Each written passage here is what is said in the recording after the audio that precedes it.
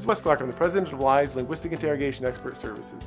911 calls are an excellent resource for investigators that can be analyzed using the principles of statement analysis to gain insight into reports of crimes. One thing is to ask yourself, why does someone call 911 in the first place? In real emergencies, it's a call for help.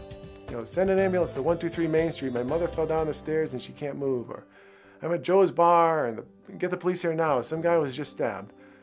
When you listen to 911 calls and you don't see the urgency to get help immediately, and the caller is merely reporting an incident or reporting a crime rather than actually requesting help, that's one thing that should cause you to look further at the call.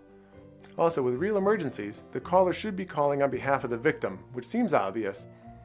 But research conducted into 911 calls within homicide cases, Sue Adams, a retired FBI agent, identified sometimes when the caller is responsible for the incident, they may call for him or herself and personalize the incident. Instead of saying, "Send help, my daughter is not breathing," some deceptive callers may say things like, "I have an unconscious child here, I need help, help me."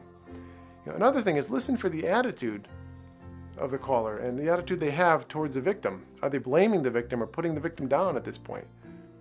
This is also connected with more deceptive callers than with true 911 calls.